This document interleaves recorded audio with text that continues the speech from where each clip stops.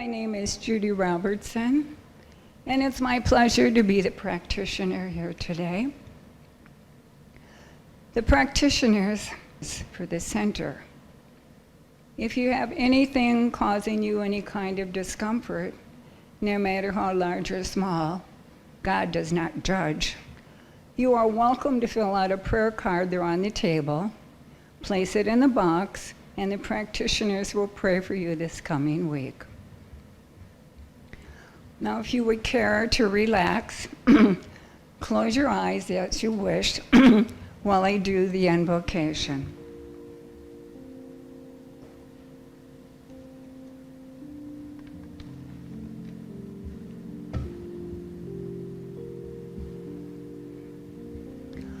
I allow myself to simply be.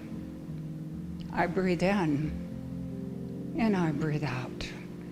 And I know that God is breathing with me in the stillness of this very moment. Now let us joyfully lean into God and let us know that we are always guided. We're always protected, and all of our needs are always met. Wholeness and the fulfillment of our highest good is always met by God, and so it is. My talk today is from a book. It's entitled The Afterlife of Billy Fingers, and it's a true story. I imagine joy as a billion stars sparkling inside of you. Joy is a feeling that you have. It's deep within your heart. Joy is an expression of love. And you have been created to come here on this planet called Earth to send out that vibration of love. This way, you and others will be healed by your thoughts. And as you find joy inside yourself, you do not buy into the busyness of this place. Your life will have a lot more rhythm to it. Being all one, capital O-N-E, every thought that you think will either bring you up or it will put you down. So be careful what you think and what you say. Always send out thoughts and words of love, peace, and joy. And remember, enlightenment, it's not about something becoming more or something better. It's simply realizing who in truth you have always been. Namaste. So pretty. Good morning. Several of you know that John and I spent a few days in the White Mountains. And it's really beautiful up there. I mean, if you haven't been, just go. But if you saw the e-news, you actually saw the picture of one of our favorite fishing spots. When we left, State Road 77 was closed because of the fires, and it took us an extra hour to drive around it. And coming home, coming home, the road was open, but the damage was extensive. The Telegraph fire is one of the largest in Arizona. And so far, and I don't think it's totally contained, so far over 180,000 acres have burned.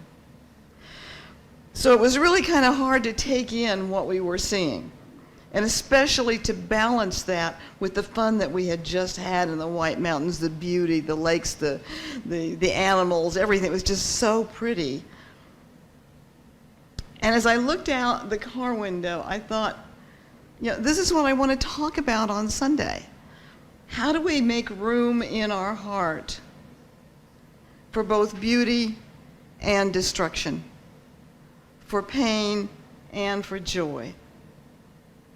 And since this is the last Sunday of our theme, The Way of the Heart, I had already chosen from a spacious heart joy before we went to the mountains.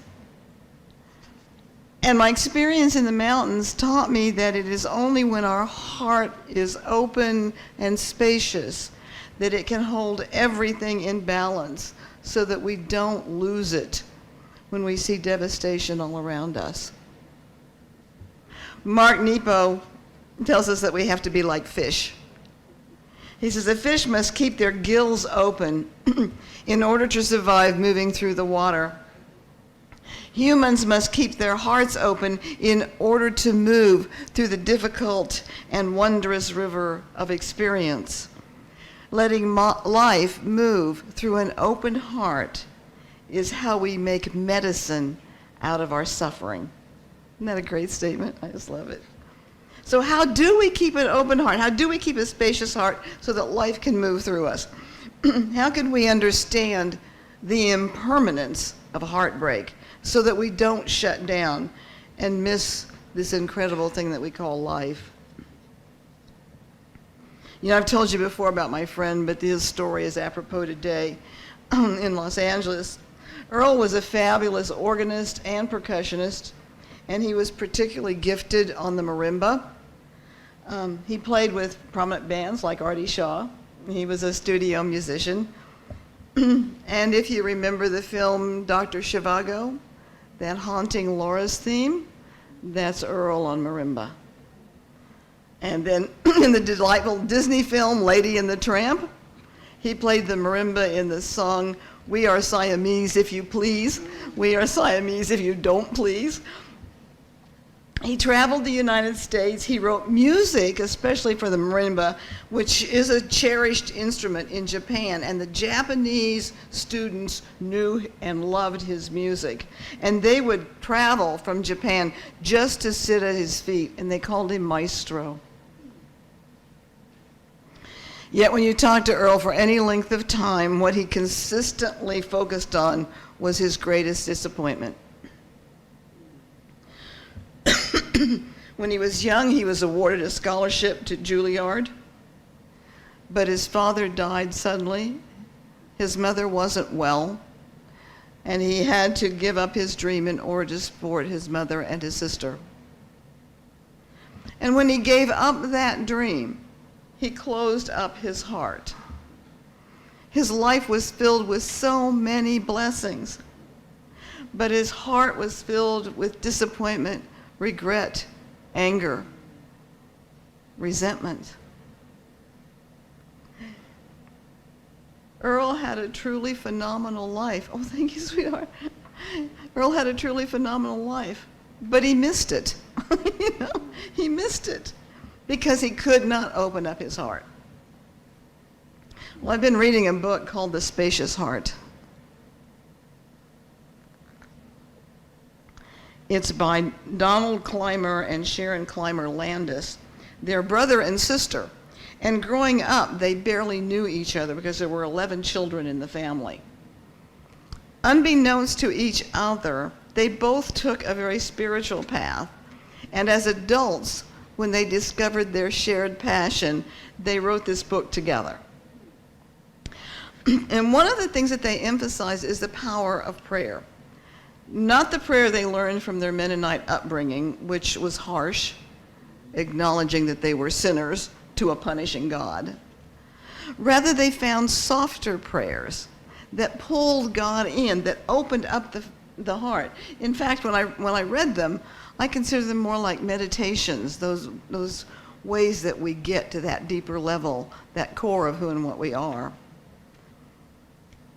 So if we're going to have an open heart, a spacious heart that can hold all things, then I'd like to start with the prayers and meditations that Don and Sharon use to see if we can incorporate. I do want to incorporate both of these into my prayer time. And the first is called the centering prayer, and that was developed by Father Thomas Keating. And you simply, in the centering prayer, you simply choose a sacred focus word. love, peace, joy, harmony, whatever comes to you. And then you sit in the silence for 20 minutes, and you do your best to kind of let everything clear, all those chattering monkeys, see if we can help calm them.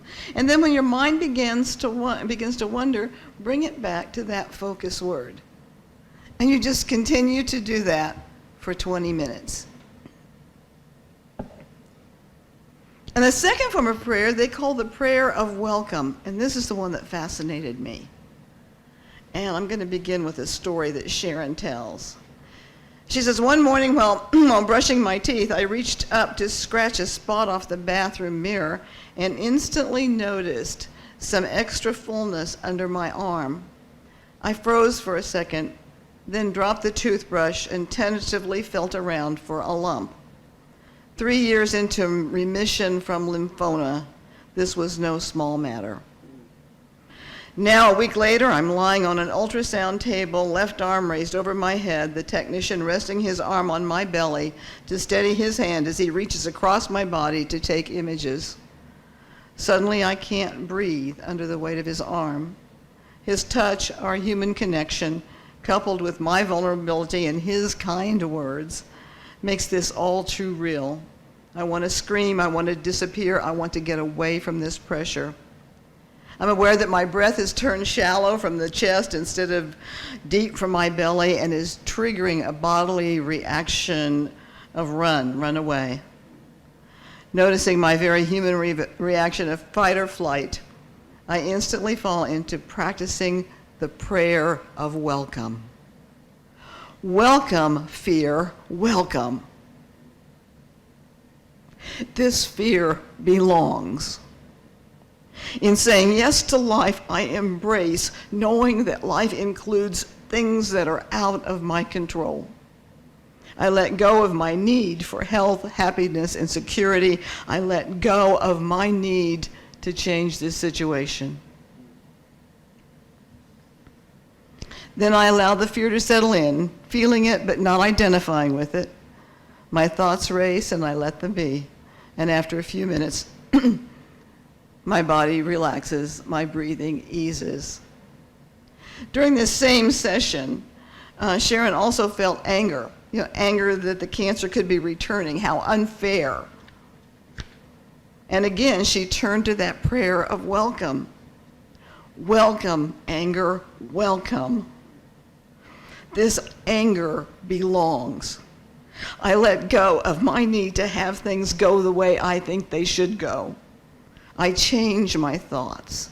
All is well. I am safe. This bed I'm laying on supports me. The sheets smell wonderful. My body is delightfully made and is programmed for healing. When you and I experience any kind of emotional upheaval, we are apt to try to stuff down those feelings. I have a cat, and if you ignore her, she screams. And if you ignore her more, she screams louder. Emotions do the same thing. If we stuff them, they will scream louder and louder. So what I love about the welcoming prayer is that we bring in that feeling, in that emotion, as part of the humanness that we are. And once welcomed, it stands ready to be transformed. As Mark Nepo said, letting life move through an open heart is how we make medicine out of suffering. When welcomed, our emotions become the medicine for our healing. Sharon says that this kind of a welcoming allows us to be more present and spacious. Beyond our likes and dislikes, beyond what is going on around us, she said that life is about returning. It's about returning to our center, the deepest, truest part of ourselves, where love is all there is. This space in all of us has the capacity to grow so deep and wide that heaven and earth connect. It's the place of peace and stillness, where nothing can disturb the whole or upset the balance. Winds of emotion and opinion may blow and storm on the surface, but deep in our center there is only presence, awareness, belonging, safety, and an exquisite nothing which contains everything. Mark Nepo says it remains important to reach out and to express oneself, but underneath that is the need to be porous and real. And it's through that open heart that the world comes rushing in. The same way that the ocean rushes in to fill the smallest holes along the shore. It's the quietest sort of miracle, he says. By simply being who we are, the world will come to fill us, to cleanse us, to baptize us again and again. When we look through that lens of a spacious heart, experiences have greater meaning. The tiniest things become lessons that connect us to each other, to the world around us, and to that deepest center within us. In his book, Donald Clymer tells of a time when an incident at his university unsettled him. He mulled over so much that it turned into brooding, and then complaining, and finally blaming God for not showing up for him. And in his words, he said, "I was sitting there pouting and harping when glimpses of red caught my attention. Running to the window, I saw 2 bright red cardinals hopping on the portico roof below the windowsill. I had a sixth sense for cardinals since they are my personal sign of God's love. Another cardinal joined the first pair. One bright bird with dark round eyes under a scarlet feathered crest hopped up on the windowsill, observing me, observing him. Hardly daring to breathe, I watched yet another cardinal land on the portico. Soon there was a flock of cardinals scratching and skipping around the portico and flying from roof to tree outside my window. What was this? Do cardinals even move in flocks? Suddenly, I experienced a deep sense of God laughing. Not mocking laughter, just the sheer merriment of lobbing cardinals past my grumpy self. And if one can laugh a prayer, I prayed most heartily that day." So many of us grew up with the idea of a punishing God, a God that lobs lightning bolts, not cardinals. And I thank God for our center and for this teaching that we found a vision of God as love, as joy. And when we're focused on those blessings in our lives, we find a gentle lightness of being that can bring smiles even in the grayest of days. To me, as this joy deepens within, it is reflected in our outer world of affairs. The outer experiences may appear not to change, but our interpretation and understanding of our experience does. And that's why Donald could see God lobbing cardinals at his grumpy self. That's why he could see that. And why cardinals? Why not bluebirds, blue jays? Why cardinals? You have to know that something is going on that nobody can explain. It's from this space of joy, of laughter, of seeing the God giggles in the world, that we, as Joseph Campbell suggests, can participate fully in the sorrows of the world, fully and joyfully in the sorrows of the world. Because it means that we meet our world with a tenderness that allows pain its full expression. Welcome, pain, welcome. So that we can uncover the gifts that lie at its depth. And it also means that we can embrace the joys of the world with that same tenderness. Welcome, laughter, welcome. Mark Nepo says, each day we're asked to be such a conduit, to keep the heart open to the things that form while bearing witness to the things that come apart, including ourselves, especially ourselves. If we have any chance of being formed by the journey of being alive, we must let the wisdom of ending ground the intoxication of beginning, and let the freshness of beginning soften the poignancy of ending. We need to bear both faces to the world, not in surface duplicity and being two-faced as the modern world would warn. More deeply, keeping both horizons of life in view speaks to that original sense of being all-faced, where the completeness we are born with feels and perceives in all directions, like the globe of heart that helps us breathe. He says the heart's job is not to play seesaw with life and death, with joy and sorrow, with peace and fear. The heart's job is to stay open to all of these territories at once. And so I can stay open to the beauty of the White Mountains, and I can accept the devastation, because beginnings and endings, joy and sorrow, are a part of life, and indeed they are inseparable. When one comes and sits by your board, says Kilbron, the other is asleep upon your bed. And I can remember, too, that at the center of all things that seem to change, there is that which is changeless, endless, and eternal. I am a part of that. You are a part of that. Every blade of grass, every seed buried underneath a blanket of ash is part of that. So as we conclude our Way of the Heart series, let's remember to keep a spacious heart. And let's try that centering prayer, picking a sacred word and returning to it as our mind wanders. And do that for 20 minutes. And if 20 minutes is too much, start with 10 or 5. God doesn't know time.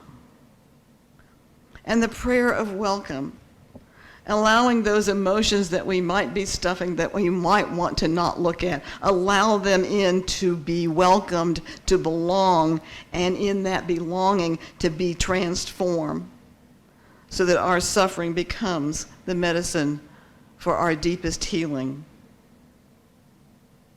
To be a soul in the world, we must keep participating in the wisdom of an open and spacious heart.